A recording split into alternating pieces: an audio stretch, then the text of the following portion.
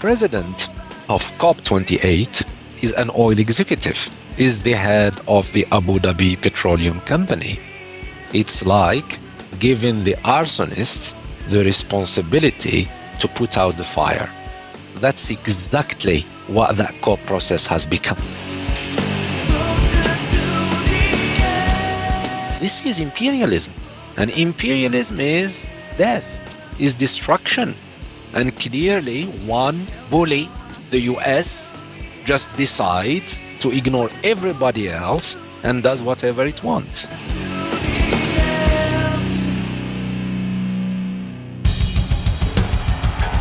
I refer often to Martin Luther King in the context of the civil rights movement. He said, "I have no time for the tranquilizing drug of gradualism and incrementalism."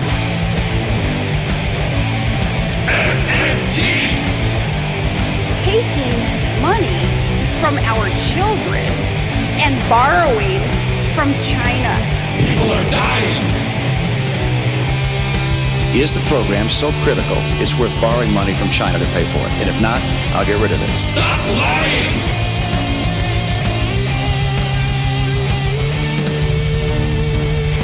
I want the truth!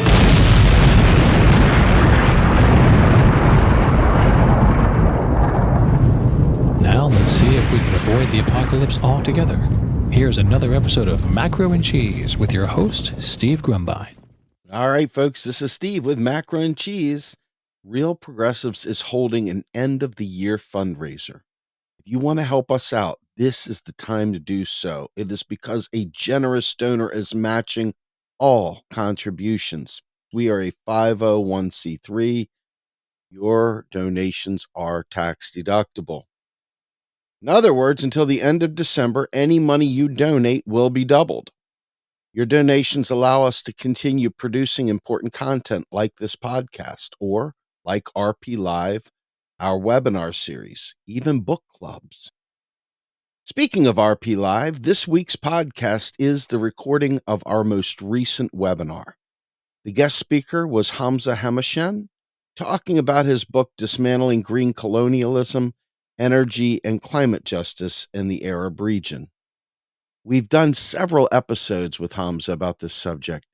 It is that vital. We want to make sure you get it and hear it and absorb it. Take action on it. Enjoy the episode. And if you want to donate, go to our website, realprogressives.org, and do so. Thank you so much. Welcome to RP Live, everybody. We're Real Progressives. Kami John, my co-host, why don't you tell people about Real Progressives? Well, we are an activist organization. We try to find that intersection between MMT and class analysis. We've got a website, realprogressives.org. It's got a lot of cool stuff, including our 254 episodes of our flagship podcast, Macro and Cheese, and lots of other cool stuff. Find us on Facebook. We have 2 YouTube channels. And we actually take the most recent Macro and Cheese podcast, and then we have a little gathering on Tuesday night called Macro and Chill, where we invite people to come and do a little discussion and analysis of the latest podcast. And I think that's about it. Would you like to tell them about our fundraiser? Sure. We have an end of the year fundraiser. One of our very, very generous donors is matching funds. So anything you give doubles. Also, for one time only, if you give us $100 or more, you will get a free t-shirt. We have a great t-shirt. Mark, what does it say? Your taxes don't fund the U.S. government. The government funds you, or something like that. It's much cooler than I'm making it. So what we're going to do in our RP Live is our guest Hamza is going to introduce himself and do a presentation. With that, I introduce our guest, Hamza Hamouchene. Thank you, Hamza. Thanks for having me. Thanks for Real Progressive for organizing this and giving me the opportunity to share some thoughts and reflections around the climate, energy crisis in the Arab region, based on a recently released book by Pluto Press called Dismantling Green Colonialism, Energy and Climate Justice in the Arab Region. I prepared a presentation. I'll introduce myself quickly. I'll try to tell you a story and make it more interesting so we can have a discussion afterward. So my name is Hamza Hamouchene. I'm originally Algerian. I'm a London-based Algerian researcher and activist. Currently, I work for a think tank for social movements called the Transnational Institute, which is based in Amsterdam. I'm their North Africa program coordinator, and I work on various questions, including extractivism, food sovereignty, energy and climate justice, and other issues that relate to trade, investment, militarization, and border imperialism. So today I'm going to present, as I said, the main argument of the book by telling you various stories from several countries in the Arab region, just for you to get a sense of what is happening in there in terms of green colonialism. But usually when I present the book, I start by saying something about what is taking place in Palestine now. I always say that we cannot talk about colonialism, green or otherwise, about dismantling it, about decolonization, about environmental and climate justice in the Arab region, and turn a blind eye to the ongoing genocide, the ethnic cleansing, the mass displacement, the mass slaughter and repression of Palestinians perpetrated by a racist apartheid settler colonial state of Israel with the active support and abetting by imperialist powers from the United States to the European Union to France to Germany and others. And I think we need to rise and object collectively and internationally against what is happening right now and call for an immediate ceasefire. In the long term, we need to be uncompromisingly in support for Palestinians' liberation struggle and the right for self-determination. So I think this is something that we need to put at the heart of our discussions when we talk about decolonizations, because I've seen that decolonization has become a fashionable word everywhere, especially in Western academia. Everybody is talking about decolonize that and decolonize this.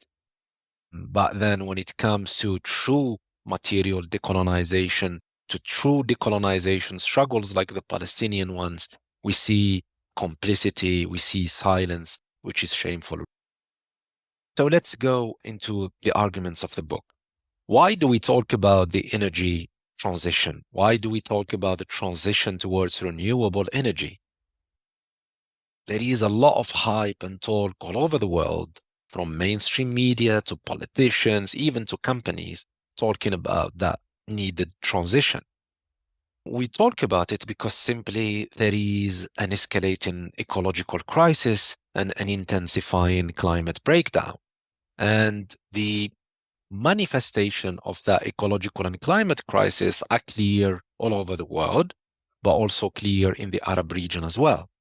And we see the impacts from the exhaustion of natural resources, the loss of soil fertility, environmental destruction, pollution, as well as clear impacts of the climate crisis from desertification, severe droughts, recurrent heat waves, wildfires that we've seen in Algeria, for example, in the last 2-3 years, flooding, like the deadly floodings that we've seen in Libya, more than 10,000 dead, to the rise of sea levels and other forms and manifestations of the climate crisis. And this ecological and climate crisis does not happen in a vacuum. It intersects with other forms of crisis: the food crisis, the energy crisis, the socio-economic crisis, and the political crisis. And personally, I don't think we can understand or talk about the ecological crisis without grappling with the capitalist extractivist model of development that has been imposed on the region since colonial times by imperialism. What do we mean by extractivism? Extractivism is a mode of accumulation and appropriation that has been unleashed all over the planet since the 15th century with the European conquest of the Americas. And as you can imagine, this process has been shaped by blood, by exploitation, by slavery, by plunder, and similar processes took place in the Arab region since the colonial period in the 19th century. But extractivism briefly refers to the removal of large quantities of natural resources that are not processed or processed to a limited degree, especially for export to the international market. And in this sense, extractivism is not just related to fossil fuels or to minerals, it is also present in agrobusiness, intensive farming, intensive forestry and fishing, and even tourism with its intensive water use. Throughout my field visits to various sites of extractivism, from fossil fuels to mining to agrobusiness, alongside environmental destruction, pollution, the prevalence of diseases, I saw what the dependency school describes as the development of underdevelopment or the development of maldevelopment, or what the British Marxist David Harvey calls accumulation by dispossession. And I want you to remember that concept because I'm going to return to it when I talk specifically about renewable energy. So it is clear from what I've seen that we are seeing at the same time two contradictory phenomena or tendencies. We have the wealth in natural resources, but at the same time, we have poverty, unemployment, underdevelopment, and environmental destruction. And this is basically the paradox of the extractivist model of development that creates what we call sacrifice zones. And also, please remember that concept of sacrifice zones. So that model creates sacrifice zones with sacrificial people where their bodies, their health, their air, their environment, their water are being sacrificed in order to maintain the accumulation of capital or the accumulation of profits for companies. And the examples are numerous, from Ain Saleh, which is a town in Algerian Sahara. Ain Saleh is one of the richest gas towns in the whole African continent. But when you look at its infrastructure, it's very poor. The only hospital that they have, they call the hospital of death. And the examples are so numerous for Indonesia, Morocco, Egypt, Libya, and also they go beyond the Arab region. They go to other parts of Asia, Latin America, and Africa. So in the midst of this intensifying ecological and climate crisis, we know that a transition to a more sustainable system has become inevitable if we want the survival of humanity and the planet. But in the process of doing so, justice is not guaranteed. And I'll explain why there are a lot of threats and risks in that transitional process towards a better sustainable system.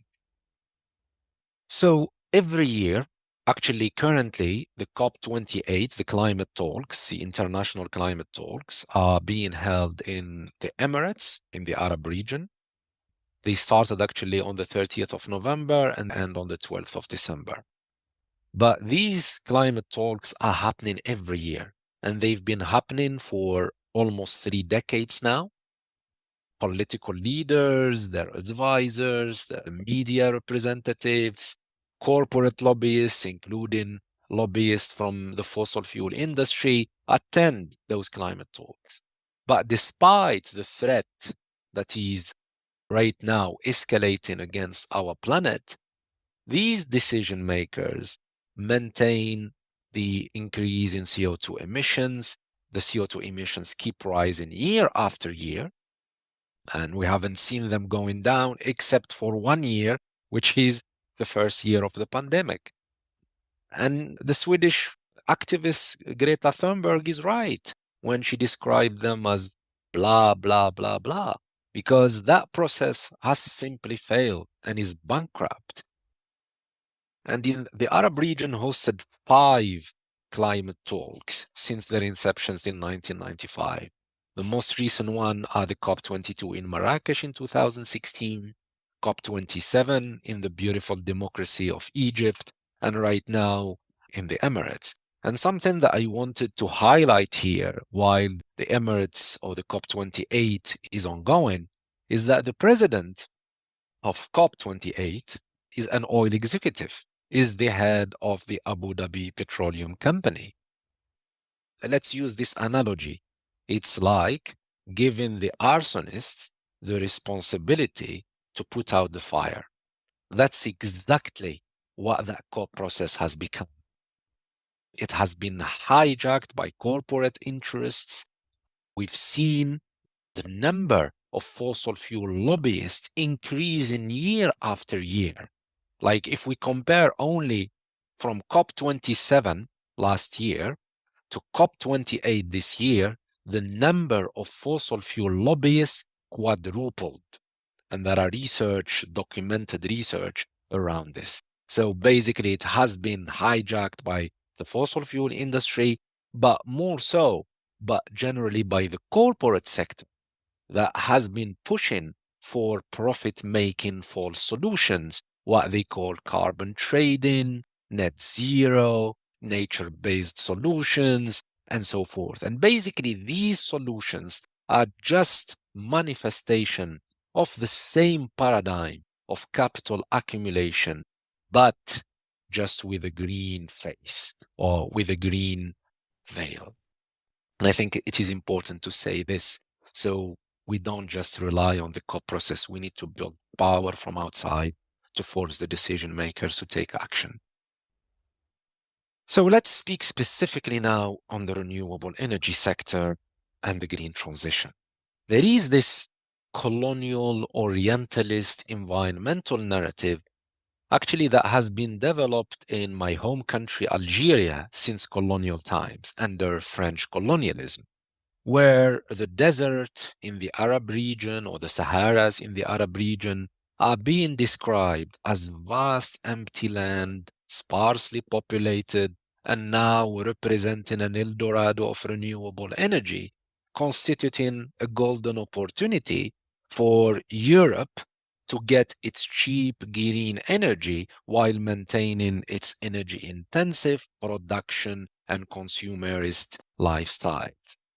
But this narrative is obviously deceptive because, first of all, it ignores questions of property and sovereignty.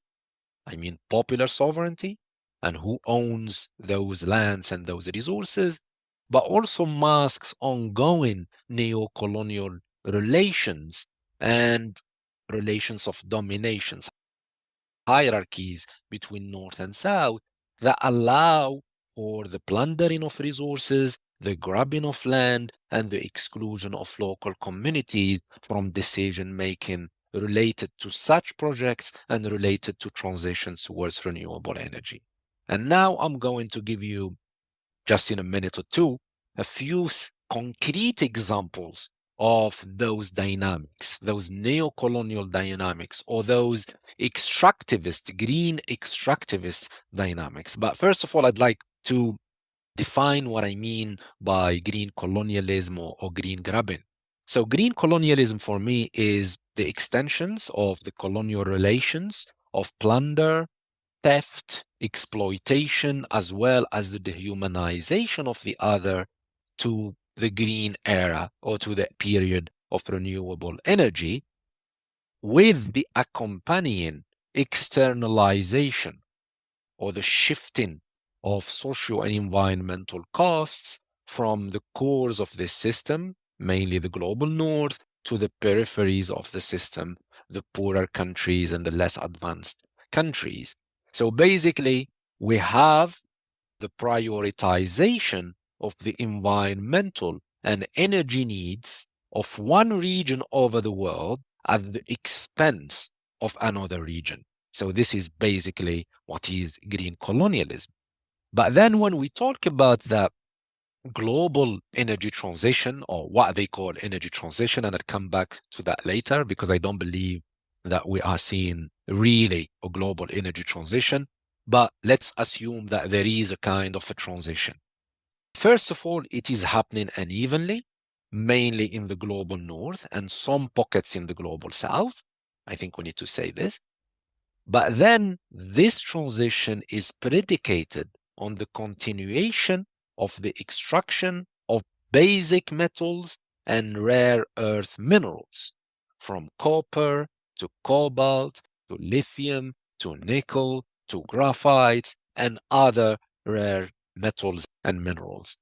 The question that we need to ask, where would these resources or these minerals come from?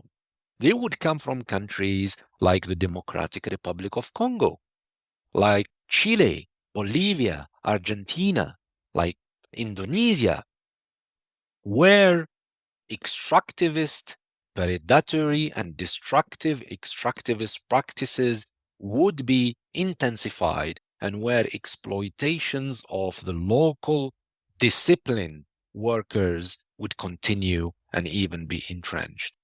So basically, we have the same system, the same imperialist capitalist system that we can call the colonial system, because I don't believe that the colonial era has ended. Neocolonialism is using new tools. So we have the same system, but just with a different source of energy.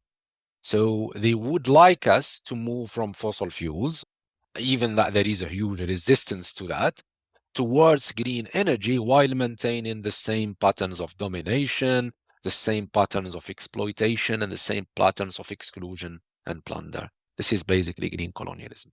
And green grabbing refers to those dynamics of appropriation of lands and resources for supposedly green agenda.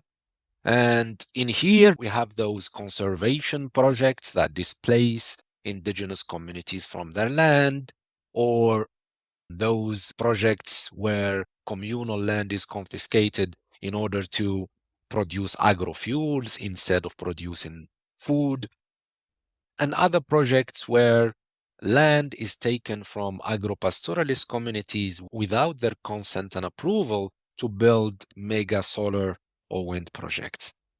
Let me now go specifically into some of the examples.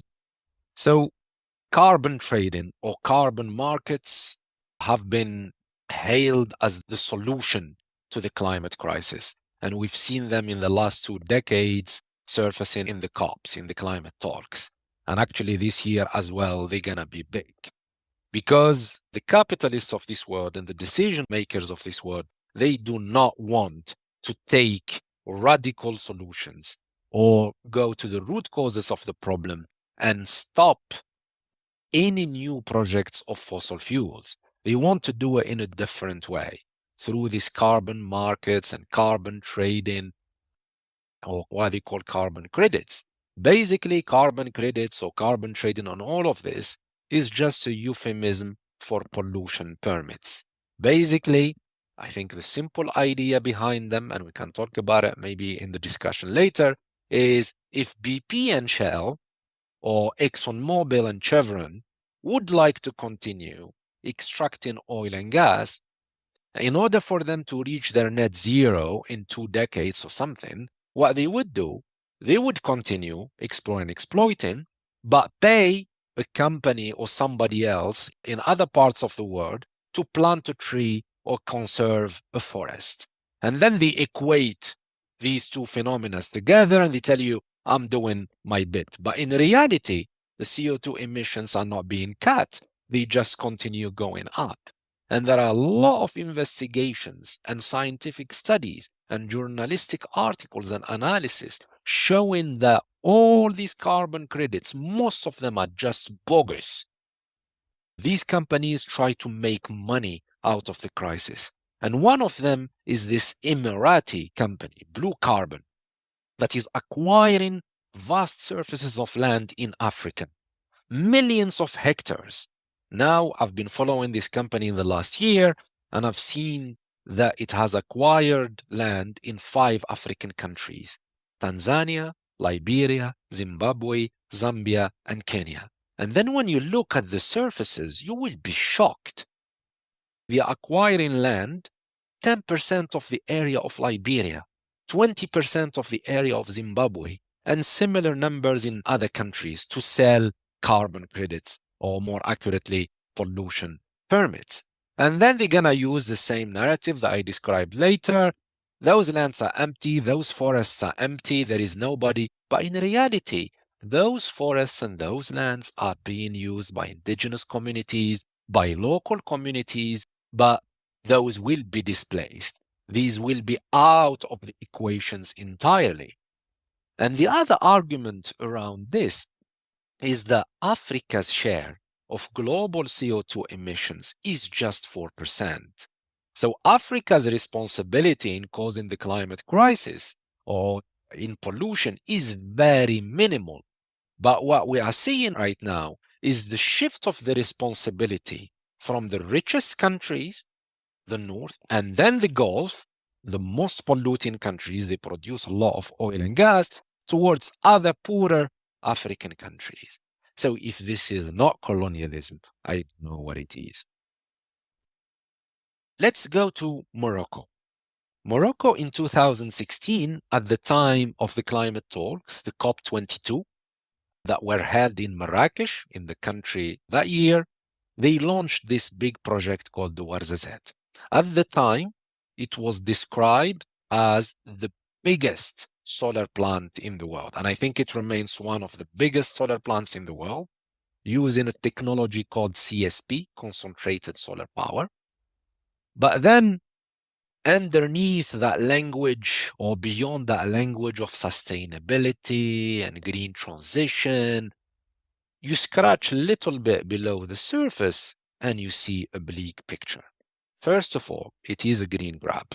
It is built on 3,000 hectares of collective lands taken from the pastoralist communities without proper consultation process. Until today, the communities around that solar plant are still complaining about this project because they are not seeing the benefits out of it. Second, the project contracted $9 billion of debts. $9 billion of debt from the World Bank, the African Development Bank, and from other European banks. And these come with what we call Moroccan guarantees. So the state of Morocco guarantees those debts. These are part of what some people and economists call de-risking strategies. Basically, if the project fails, those debts are going to be paid by the Moroccan state, which means the Moroccan citizens. So for a country like Morocco that is heavily indebted, this doesn't make sense. This is not a sovereign decision. And the project has been actually losing money because retrospectively they realized that they chose the wrong technology. It is costly. It's losing 80 million euros, and this has been documented. 80 million euros a year. And of course, who pays is the public purse, is the Moroccan citizens. And the companies that are running the project in what they call public-private partnership, which is another euphemism for the privatization of profits and the socialization of losses. That's what happens. The companies that are running the project, one of them is a Saudi company, Aqua Power, with a Spanish consortium. These companies are not losing money at all. Actually, they are securing their profits. But even when we analyze the green credentials of the project, we realize that it's using huge amounts of water to cool down the system and clean the panels. And that water is coming from a nearby dam that I visited 3 times, and I saw the levels of the water going down and down and down and down. The dam has dried, and the solar plant now is getting the money from another dam, from another area, but the water of that dam that should go to drinking water and agriculture has been dried out. So do you think that this is really a green project? So these are the questions that we are raising. Middled, the same story, what I call decarbonization by dispossession, like in reference to David Harvey's concept of accumulation by dispossession. This is another example of decarbonization by dispossession. This project is 450 kilometers to the northeast of Ouarzazate. The same story, the pastoralist communities have been protesting this project. Some of them have been jailed, and they described it in very strong terms as an occupation. They say we're not benefiting out of it. If the few examples that I mentioned earlier can be, let's say, described as green grabbing, what is happening in occupied land in the Arab region, from Palestine to the Golan Heights to the Western Sahara, can be described directly and clearly as green colonialism. So the occupied zone of Western Sahara by the Moroccan monarchy also has projects there, wind farms, solar plant built by the Moroccans, and this is basically green colonialism because it's happening in spite of Sahrawi's right for self-determination, and that actually entrenches Morocco's occupation of the land and economic control. And this is happening with, of course, the complicity of foreign capital and foreign companies. In a very important chapter in the book, the Palestinian scholar and activist Manal Shqayr described how Israel has been greening or greenwashing its colonialism. Israel has portrayed Palestine pre-1948 as an empty, parched desert which has become a blooming oasis after the establishment of the State of Israel. But in reality, Israel, as I said, is greenwashing its colonialism by covering up its war crimes against the Palestinian people by posing as a green and advanced country. And Manal also analyzes another phenomenon, which is what she calls eco-normalization, normalizations of relations with Israel or between Israel and other Arab countries in environmental and renewable projects, which further greenwashes colonialism and creates stronger relations between Israel and other Arab countries, which make the Palestinian cause secondary in terms of energy and water security. So there are projects that she analyzes, Project Prosperity between Israel and Jordan with the help of the Emirates. And then she highlights two Israeli companies, the ENLT and UMED, that are building various energy and green projects in Arab countries, from Morocco to Emirates to Jordan to Egypt and to Oman. The other important section in the book touches on the liberalization of the renewable energy sector, its privatization, and its export orientation. And then it focuses also on the role of some international financial institutions like the World Bank in trying to push for that tendency, to push for the economies in the region to be opened up to foreign capital, to foreign companies, so they can accumulate more profits and plunder basically the resources. And articles from Egypt to Jordan to Morocco to Sudan and even Tunisia touch on this. And I'd like to focus a little bit on Tunisia. So Tunisia updated the law in 2019, allowing for the use of agricultural land for renewable energy projects. When we know that Tunisia suffers from an acute food dependency revealed during the pandemic and revealed during the current war in Ukraine, we wonder, a transition for whom? Which transition are we talking about when we use agricultural land that should be used for food production? And something that we need also to bear in mind, that Tunisia's responsibility for causing the climate crisis is almost nil. Almost nil. It's 0.07%. So Tunisia's resources, Tunisia's money should be going towards, first of all, its development goals.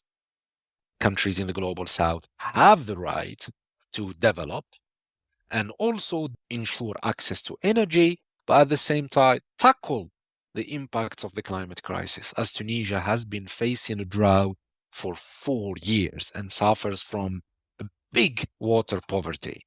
So the priorities are just lopsided because Tunisia is being pushed into this by foreign actors, from the World Bank, from the EU, from international development agencies such as the GIZ, and so forth. Let's now focus a little bit on the export projects. And this will show you clearly what I mean by neocolonialism and the ongoing relations of domination, plunder, and extraction. So this Tunur project that has been launched in 2017, it's still unrealized. They want to build the big solar plants in the south of Tunisia to export green electricity to Europe, to Italy, to the EU, and even to the UK. It's a joint venture between British, Maltese, and Tunisian capitalists, and it wants to feed around 2 million to 5 million members in the European Union. And then at the same time, where the country is going through a political and socio-economic crisis, we see these beautiful people here in the picture, from the fascist Italian to the genocidal Ursula von der Leyen to the Dutch, going and striking a deal with the populist authoritarian president of Tunisia. And the idea is stop migration and encourage green export project. And this is not just happening in Tunisia, it's happening in Morocco as well. And Morocco actually is much more advanced in these neo-colonial dynamics. So in 2020, I read in Bloomberg about this X-Links project proposed by a British entrepreneur with a partnership with the Saudi company Aqua Power. They want to build huge solar plants and wind farms in southern Tunisia and construct an undersea cable, the length of which is 3,800 kilometers, to bring green electricity from South Morocco to the south of the UK. 3,800 kilometers. And we are seeing the same patterns that I described under the fossil fuel and mining regime: extraction, enclosure, land grabbing, and then they tell you those lands are empty. For me, it's just the usual colonial scheme that we are seeing, where the global south continues exporting cheap natural resources, including green electricity, to the north, while Europe or the US build fortresses and walls and fences and let people die either in the Mediterranean or trying to cross those fences. So we are seeing the creation of green sacrifice zones. And I'm not going to go into details of the green hydrogen. Maybe we can have a discussion about it later, but it's the same story that we are seeing with green hydrogen.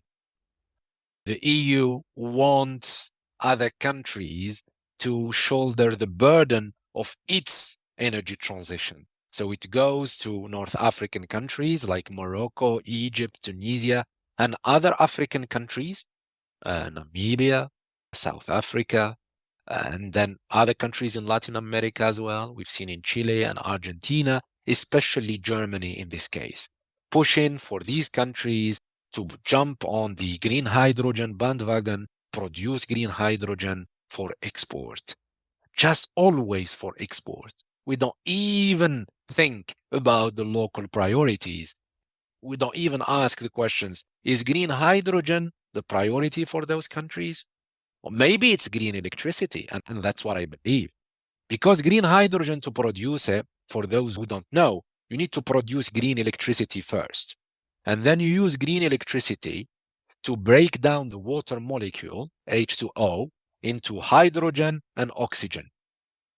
So for countries like Tunisia, where renewable energies are just under 3% in its electricity mix, it doesn't make sense for Tunisia to produce its green electricity to produce green hydrogen for export. The same thing for Morocco. Even if it's advanced, for now, the electricity in Morocco is produced 20% by renewable. So most of its electricity is produced by fossil fuels. And Tunisia and Morocco depend on importing fossil fuels to produce their electricity. So it doesn't make more sense for these countries to do these projects, to produce their own green electricity for their own citizens before thinking about export? So these are just questions that I always ask. But then we forget about ecological impacts of such projects in terms of land and in terms of water. Green hydrogen necessitates the building of desalination plants to desalinate seawater, because you cannot use seawater directly, at least for now. There are these technical concerns. But for countries that suffer from water poverty, continuing droughts, does it make sense to build the desalination plants for your own drinking water and to use that water in agriculture rather than using it to produce green hydrogen for export? So all these things for me just point to the continuation of colonialism or neocolonialism. I mentioned why I don't believe that there is an energy transition. We in TNI believe that there is a kind of an energy expansion, not energy transition. Like we're not seeing renewables replacing fossil fuels. We're seeing, true, we are seeing a lot of investment in renewable energy, a lot of building of projects. But at the same time, we are seeing also an expansion of fossil fuels, more extraction, more building of pipelines, more building of ports, more fracking.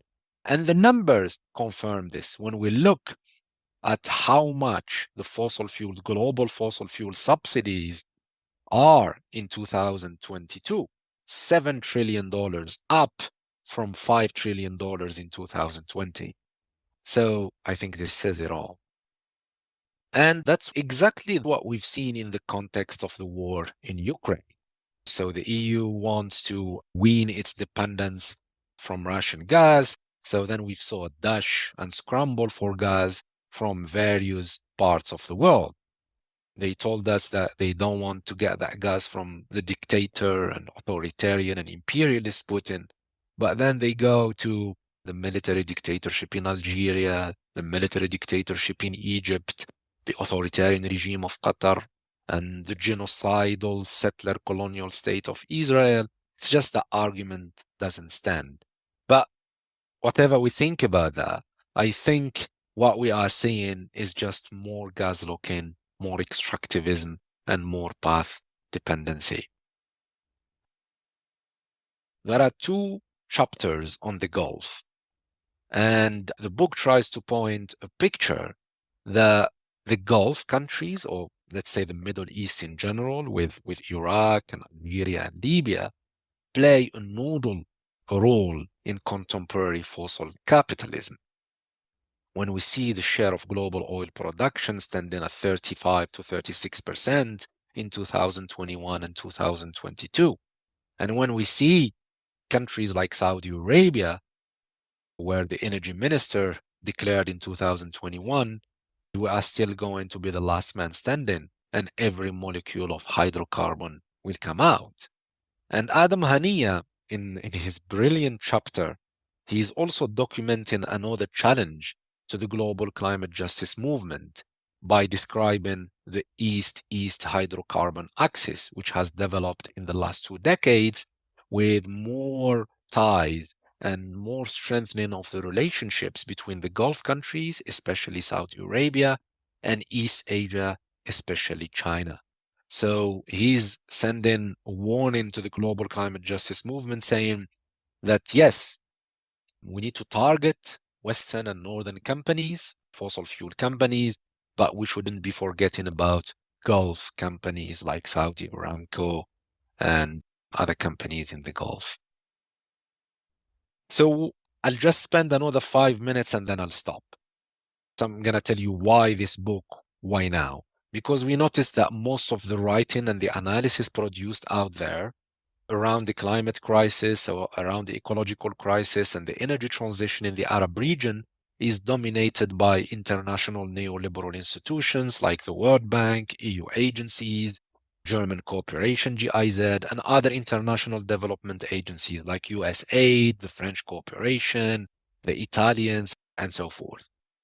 But these agencies and these actors, first of all, They do not take into account questions of class, race, gender, power, justice, and colonial history. The solutions that they propose, top-down, market-based, they push forward for the privatization of everything from land to resources, water, food, and even the air through the carbon trading. And basically, their solutions do not go to the root causes of the problems that we do. So the book is an attempt to remedy that and to present an alternative perspective that challenges the state of affairs, and it tackles various dimensions of the climate crisis and the energy question, and try to present ways and think of ways how to make that process equitable and just for its people.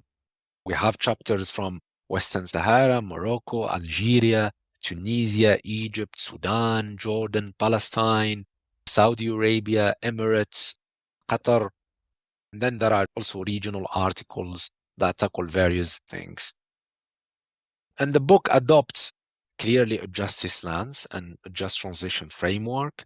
The just transition framework for us is not a technical transition, but a systemic one rooted in people-centered renewable energy system. And it entails a radical transformation of our political and economic system, where working people in a broader sense are at the heart of such a vision. For us, the main principle of that just transition is that it is different in different places. There is no one solution that fits all. It is a class issue, so it needs to grapple with questions of power. It is a gender issue. It is an anti-racist framework. And it is more than just about climate and energy. It concerns all the economic system.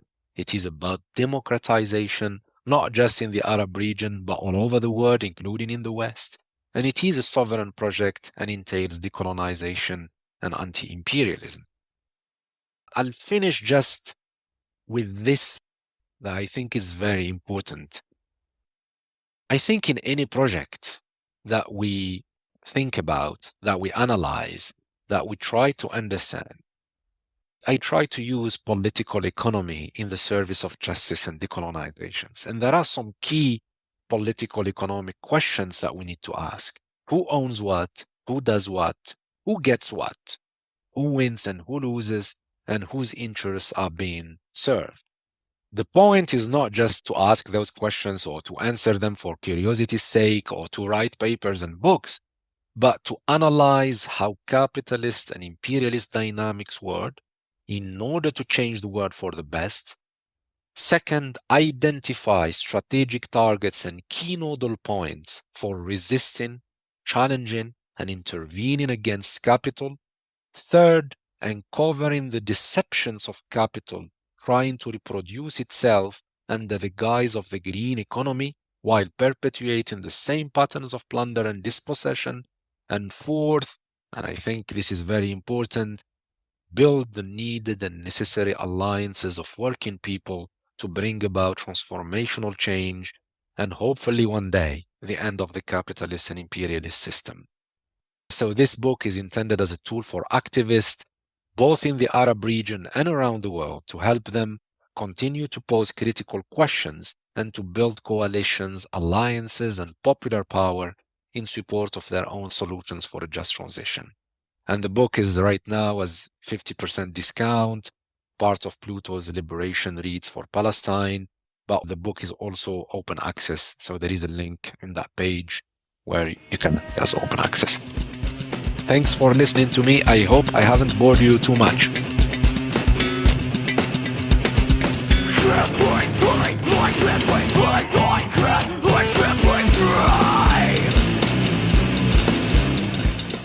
You are listening to Macro and Cheese, a podcast brought to you by Real Progressives, a nonprofit organization dedicated to teaching the masses about MMT, or modern monetary theory.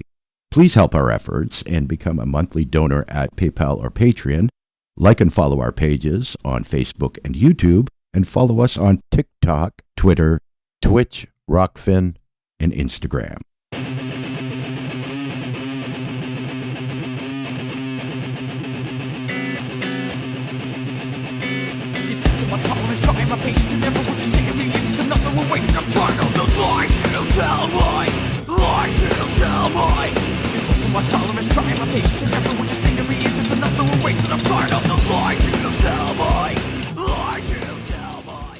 You could not have bored us, Hamza. Thank you so much. And it's so good to see you. I just want to let you know that when we originally created our podcast with Hamza, it was about a 90-minute episode. It was one of my all-time favorite episodes, but because of some illnesses that came to the team, we made a decision of splitting it in two. I would strongly suggest listening to the full 2 episodes that Hamza talked about with me in Macro and Cheese podcast. But Hamza, I just want to thank you for not mincing words, saying exactly what needs to be said. We are surrounded by careful speech that is so careful that it's meant to never offend, when in reality, this is a very offensive subject. The plunder that is occurring, the disaster that we're experiencing to some large degree is unfelt by Americans because they just assume that this won't impact them. So your work, in my mind, is vital, and I want to lift it up as high as I can so that we understand what's really happening.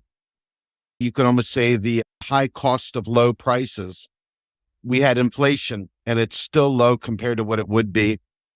The impact on the countries around the globe that are being extracted from through this extractivist approach are almost ignored. Hamza, thank you so much. Really thankful for your work.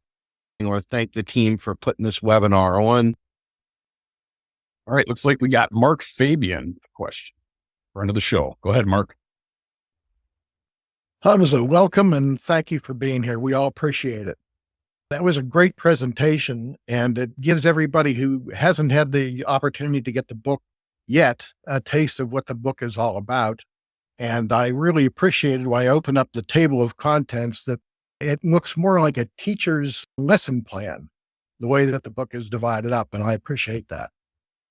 I'm going to play a little devil's advocate here, especially in light of what happened at the UN, where the United States trumped the rest of the delegates on the ceasefire votes and just blew that up.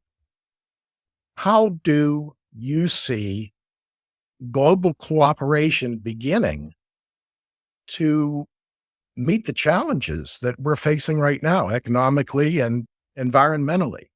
It seems with all of the neglect that could have been addressed 50, 60 years ago, to a lot of people, it seems that problems now are insurmountable.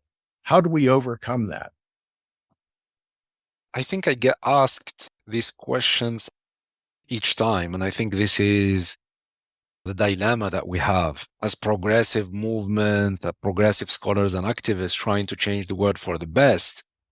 Because first of all, there is a fragmentation of our forces, there is the weakness of the left, and these other realities. We are seeing that all the political systems in the world are shifting to the far right, in Europe, in Americas, in Africa, in Asia. So the context is bleak. But we can't be, how can I say, like Gramsci said it, pessimism of the intellect, optimism of the will. I remain optimistic that hopefully in the mid to long term, things will be better. But we need to prepare for those and to keep organizing. But just to respond to your questions around the multilateral system that we see has simply failed, like the US just blocking calls for a ceasefire. We're not asking for a revolution or the end of capitalism, just a ceasefire. So civilians' death would be minimized. Even that, we couldn't get it. And a lot of people all over the world feel powerless in face of that. And let's call it imperialist system. This is imperialism. And imperialism is death, is destruction. And clearly one bully, the US, just decides to ignore everybody else and does whatever it wants. So in the long term, we need to challenge and overthrow the imperialist capitalist system. That's the solution. and especially with the climate crisis. And I think we need to say it clearly. Capitalism has failed to resolve the climate crisis and is taking us to the abyss. And I think we need to be clear with that. And we shouldn't try to paint it and say it in a good way. If we leave it to capitalism, if we leave it to the corporate sector with their false solutions, the carbon trading, the carbon market, and the net zero targets, they are going to take us to destruction and death. So we cannot believe in that system anymore. But we need to be realistic.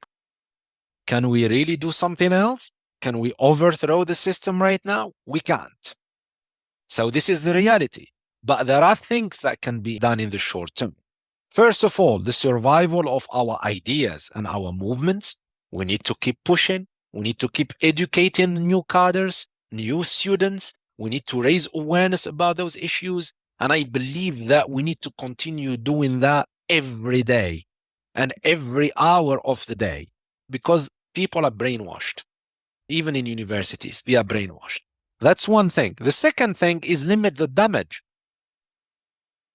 So for me, even if I criticize the COP process, the climate talks, I still have friends and comrades and partner organization going inside the COP to keep the pressure, at least to limit the damage. But at the same time, as a climate justice movement, we try to build from the outside, inside and outside.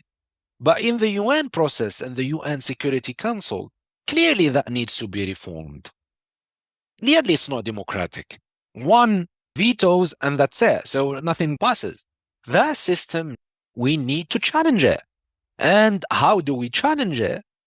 First of all, building power from the outside, power for our social movement, for our organizations, linking the dots between various forms of struggle, climate justice, energy justice, food sovereignty, democracy, social justice, workers' rights, feminist movements, indigenous communities' rights. We need all to build connections between these struggles.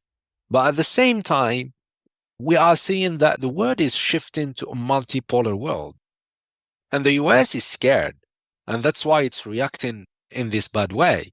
So the idea is to try to see if there is room for maneuver for our movements in that multipolar world, to create stronger movements, to shift the power balances in our favor. And this is a revolutionary project.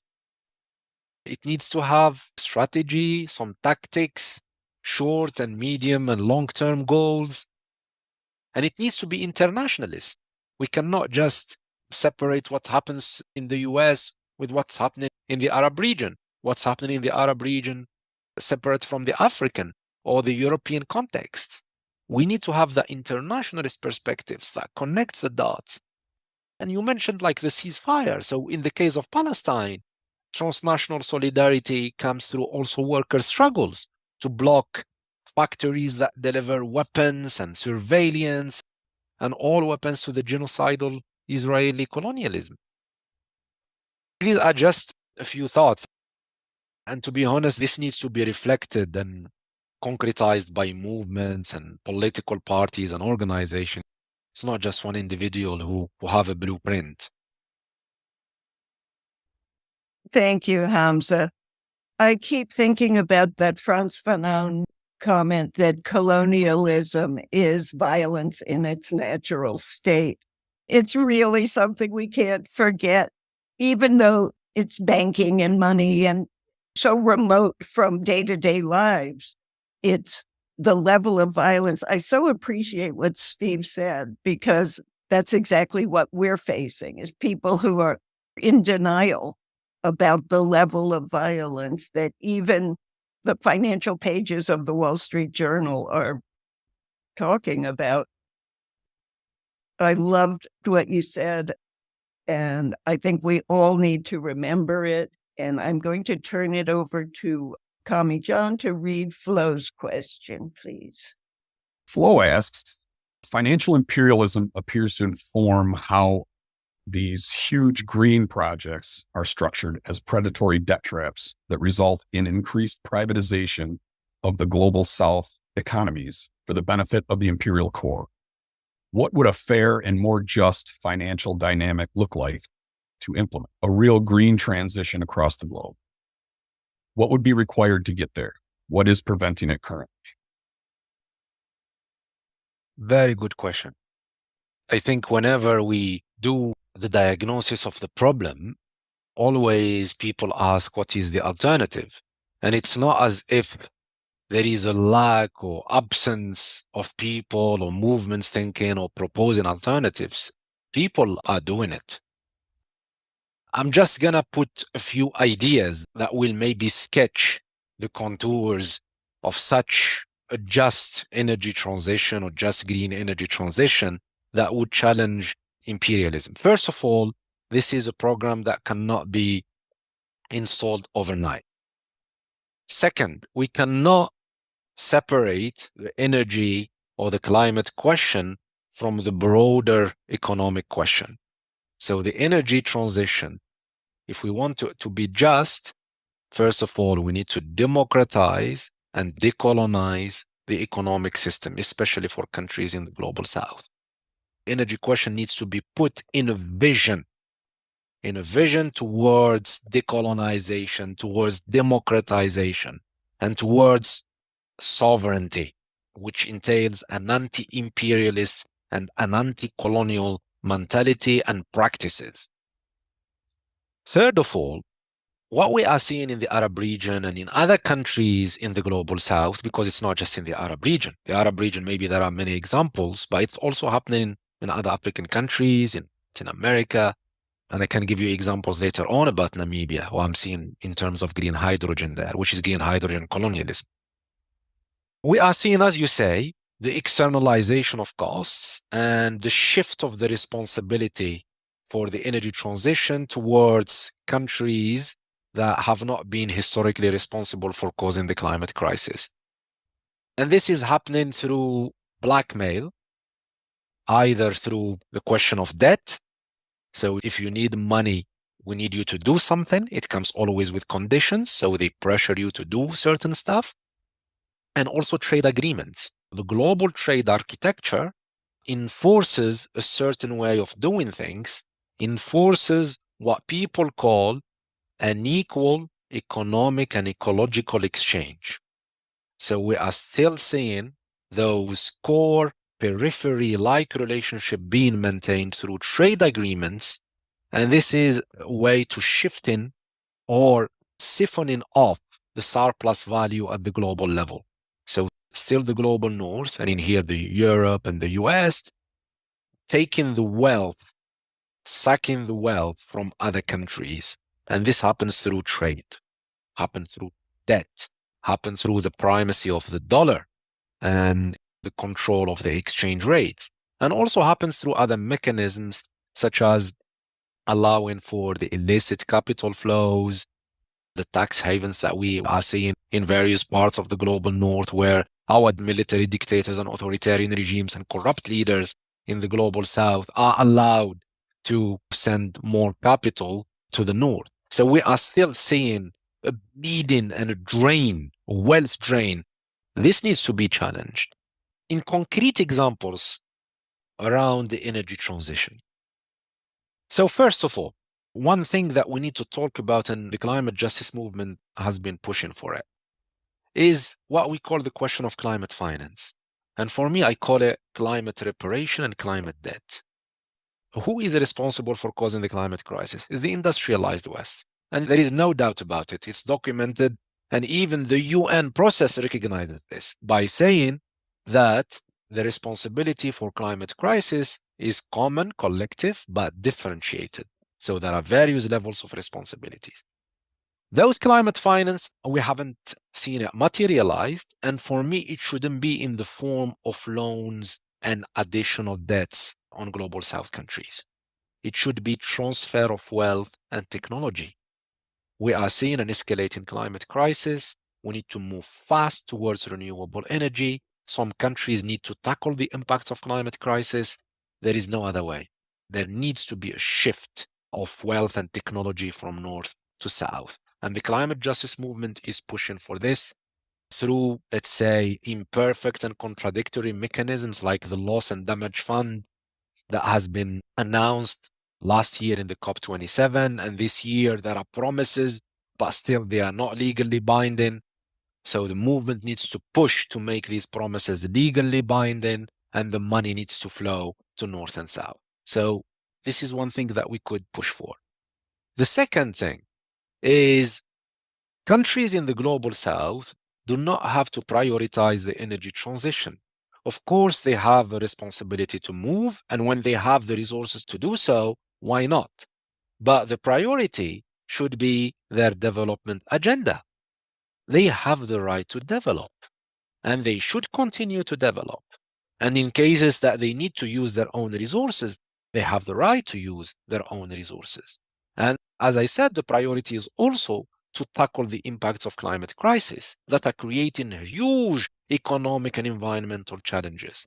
Just an example, Tunisia, as I said, has been going for 4 years of prolonged droughts. So they have issues of water.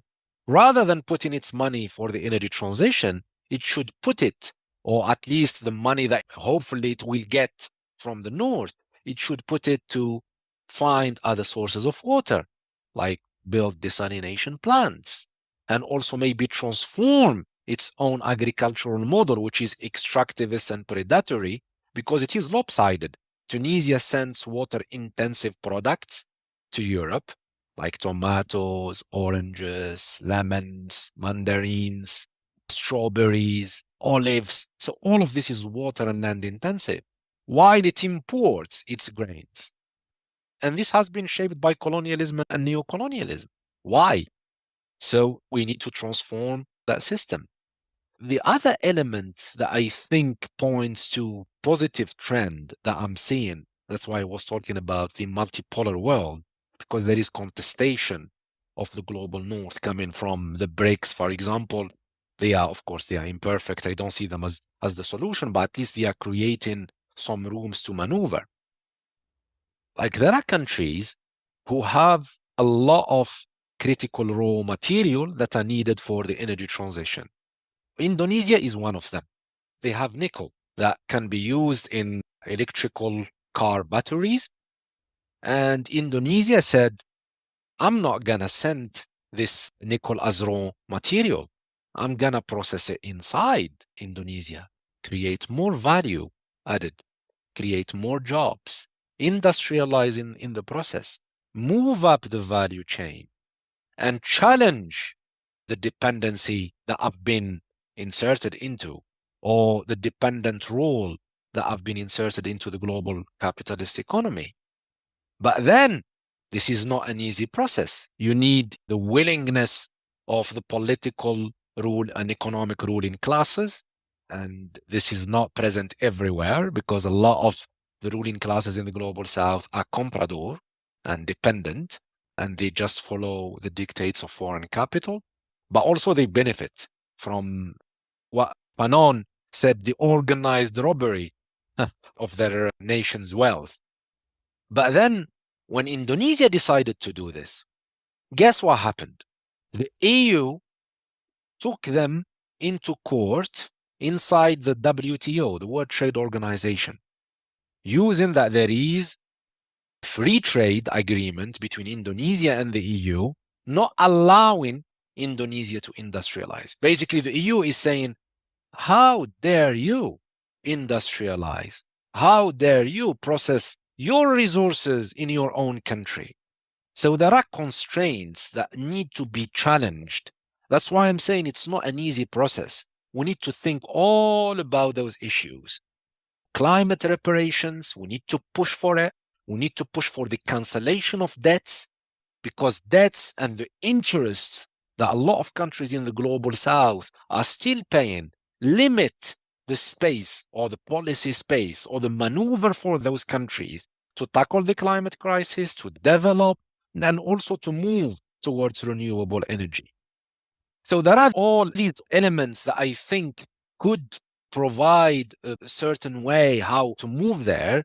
But I think they're not enough. They need to be part of a coherent and comprehensive political and economic vision, because at the end of the day, energy like health, education, transport, housing should be a public good.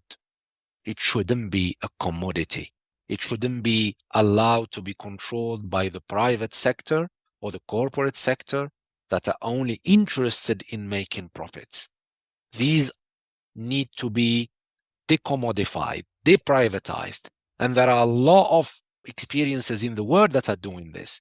So the book is pushing against privatization and liberalization.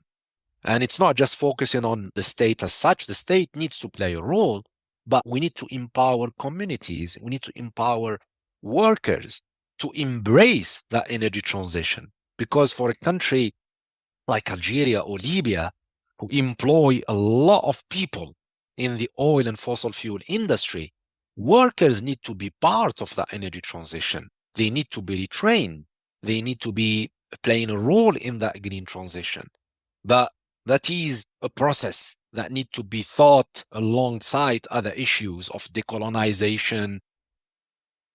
Samir Amin, who is my favorite dependency theorist, talks about delinking. We need delinking. We need to delink from the imperialist and capitalist system. And this is a project that cannot be done in one country. So regional integrations needs to happen. And there are possibilities. But at the same time, you need to democratize, because the elites, let's say just in the Maghreb, Algeria, Tunisia, and Morocco, they're not democratic national elites. They're only interested in filling their pockets. So how can you create that regional political and economic integration? But there are some examples, like I see in Latin America, between Chile, Argentina, and Bolivia, who are trying to create a kind of a lithium OPEC to challenge the dependency to global markets, to get a better price for the lithium, to move up the value chain, because on your own you cannot do it. I think this is a mishmash of various ideas. I don't know if they are coherent, but this is the best I could do. Yeah, very coherent, actually. So we're going to go to Cheryl Van Epps, but first, Amy asks, she said she tuned in late and she wanted you to plug your book one more time. What was the title? The title is Dismantling Green Colonialism, Energy and Climate Justice in the Arab Region. I think you can get that over at the realprogressives.org bookshop. So we'll go to Cheryl Van Epps. Cheryl asks, what I see as a result of capitalism are communities and the public in general, feelings of powerlessness, alienation, isolation, and betrayal by our governments. Would appreciate hearing what your observations are of the folks of the Arab region. How can we overcome the psychological hurdle these feelings create to get folks to initiate engagement in our movement? Yeah, I would say it's a global tendency. It's not just in the US. People feel powerless as individuals because there has been a lot of fragmentation, and that's what capitalism does. It reduces you to a consumer, to an individual. That's how capitalism sees us. Selfish individuals seeking their own interests. And capitalism has infiltrated all aspects of our life, commodified every aspect of it, to the point that some people say it's easier to imagine the end of the world than to imagine the end of capitalism. And this is true. But as any system in the world, and this is based on historical observations and historical materialism, any systems has a beginning and an end. That capitalist system cannot go forever. It will crumble. And we are seeing the intensification of its contradictions. And we have an escalating climate crisis that could bring an end to capitalism. But hopefully it won't bring an end to humanity and the planet as a whole. So in the Arab region, I think one thing that we need, I'll try to answer this question in two ways. First of all, when we think about capitalism and how to tackle it, we need to think as collectivities, as organizations, as groups. We cannot see it just on our own. When we think about it on our own, yeah, it's just despair and hopelessness. So we need to continue organizing. Second, people always rise. People are not passive victims, never.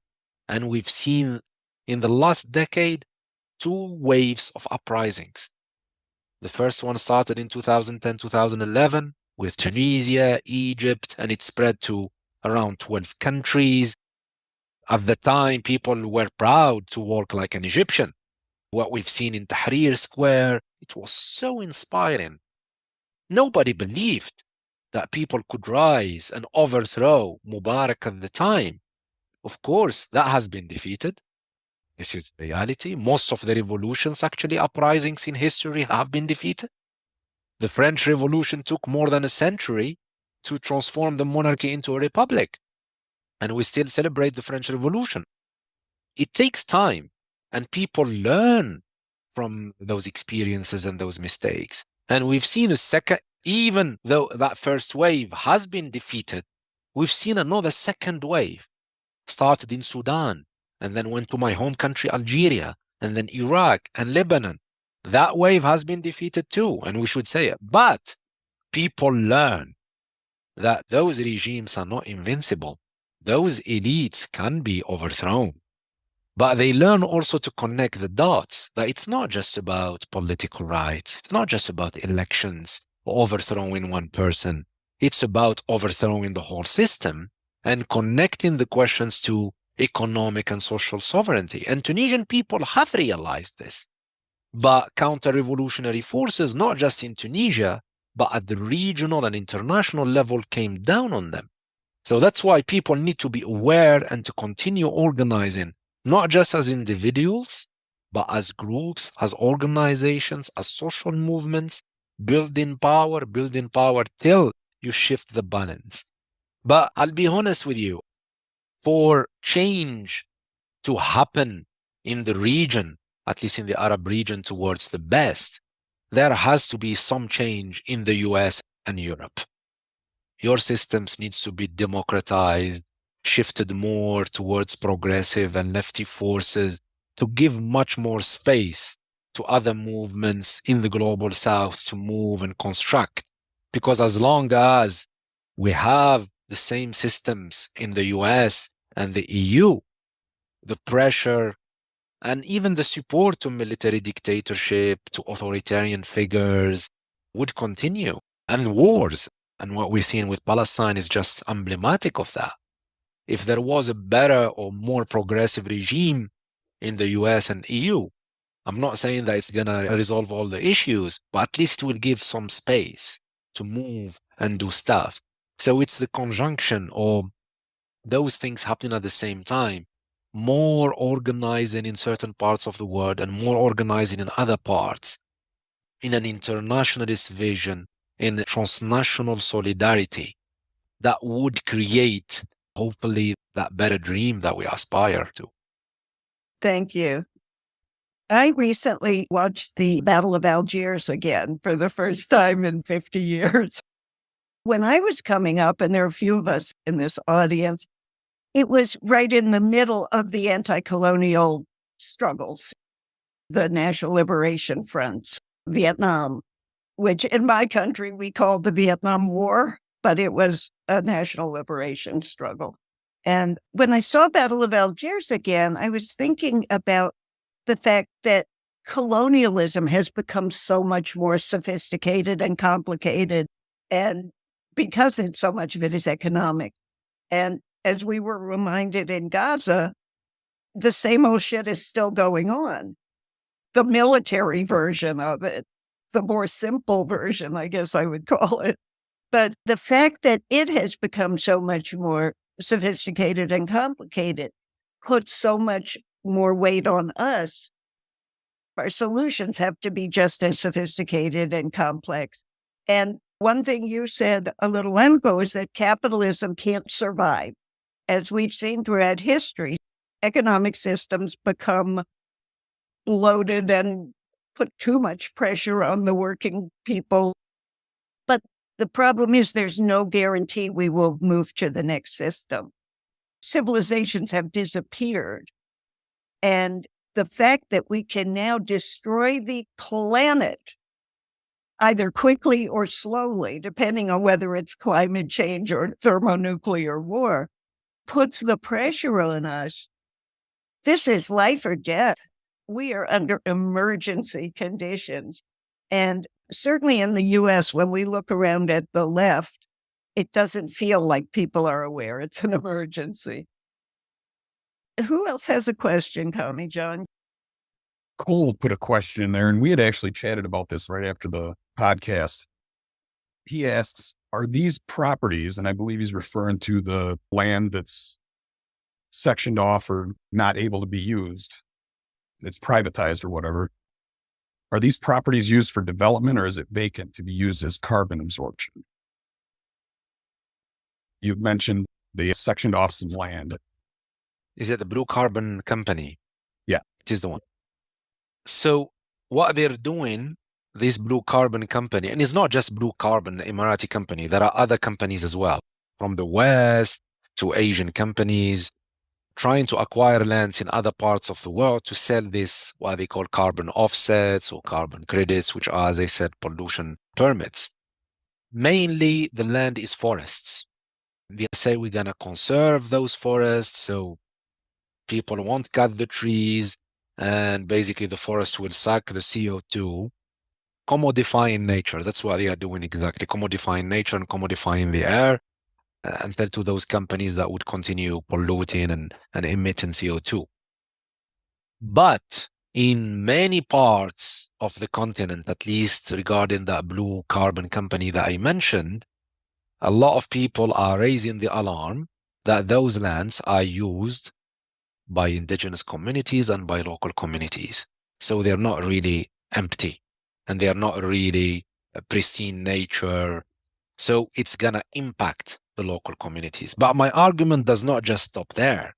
My argument, first of all, those are for solutions. They are not going to reduce CO2 emissions.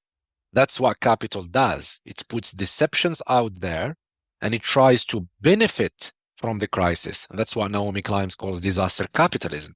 You have a disaster, and suddenly all capitalist actors tries to benefit and push these kind of solutions. And these solutions have been proven in the last 2 decades that they do not work. But they are still continuing doing it. That's one. The second thing is, if you believe that there are solutions, carbon offset and carbon trading, okay, go and do it in your own land or in your own country. Why do you shift it to continents and countries that have not caused the climate crisis? And the other elements that I haven't said, in all the deals that Blue Carbon has done, most of the money of these projects, 70% of the money that would be raised by these projects would go to the company. This is just pure colonialism, and it's not resolving the questions at all. And similar story is seen in other big solar plants and wind farms. I didn't mention Namibia, and I'll finish on this. And I think Namibia is very important because it exemplifies that green colonialism that I'm talking about in many dimensions. Namibia has agreed to build big projects of green hydrogen. And as I said, you need solar plants, wind farms to produce green electricity, and then you need water to be desalinated, green electricity to be used in order to break the water, produce green hydrogen, and green hydrogen you transform it into green ammoniac, and then that green ammoniac goes by ships to Germany. That project is owned by a company, mostly German, but also there are British entrepreneurs in it. So it is a privatized project. Second, the Namibian government is only entitled to own 24%, not even a fourth, 24% of the project. And it needs to fund it, which means it needs to put money into that project. That money is going to be obtained how? By additional loans. So the Namibian government is one of the least developed countries in the world, is going to get loans and additional debts in order to get 24% of a project that is being built on its own land. And then the things get even worse. 45% of the Namibian population does not have access to electricity. 45%. In other African countries, is much more. In certain African countries, it goes to 60, 70, 80%. And the electricity that it produces in Namibia, actually it doesn't produce. It gets from its neighbor, South Africa. So at least half of the population does not have access to electricity, and it does not have self-sufficiency even to produce the electricity for the other half of the population. But now we have this project that is going to produce green electricity in order to create green hydrogen for export. Why? I think the priority is to produce green electricity to provide cheap green electricity for your own citizens. And this needs to be a nationalized project. This needs to be a sovereign project. If you don't have technology, those companies need to be forced by local laws and regulations to transfer the technology. And the money, if we were in an ideal world for this project, needs to be climate reparations. And then when Namibia reaches self-sufficiency in energy, it can export. But we don't see that. That's why it's ecological imperialism. It's green colonialism. It's the same story again and again and again. And we need to cut through this deception and this bullshit to say it clearly. Thank you for listening to me. I tend to talk a lot. I'm sorry. Steve Grumbine is our leader. We're used to it. It's gold. It was so brilliant. I really want to talk with you. We have to figure out timing, but how to do more with you. I just think everybody is excited and we need to have more. And of course, the video will be available on the Real Progressives YouTube channel. Our other channel is called Real Progress in Action for those who don't know. Please be sure to listen to Fadl Kaboob's interview on Macro and Cheese. It fits very well with this one. Oh, and don't forget the fundraiser. If you go to realprogressives.org, there's a little donate thing right at the top of the page. You'll get matching funds. Well, we will get matching funds. You can get a T-shirt if you give $100.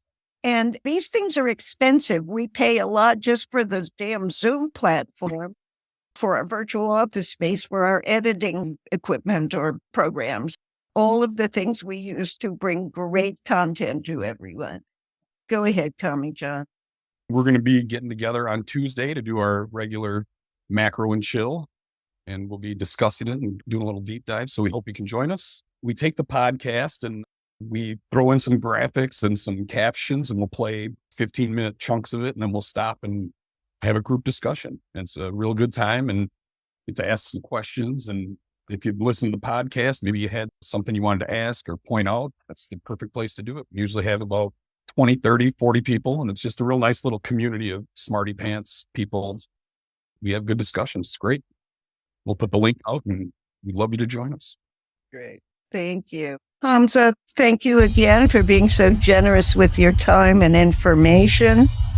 Thank you. Thank you for having me. I really appreciate it. You take care. Okay. Bye-bye. Adios. We'll see you guys around.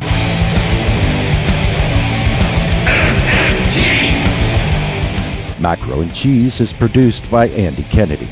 Descriptive writing by Virginia Cox and promotional artwork by Andy Kennedy. Macro and Cheese is publicly funded by our Real Progressive Patreon account. If you would like to donate to Macro and Cheese, please visit patreon.com/realprogressive.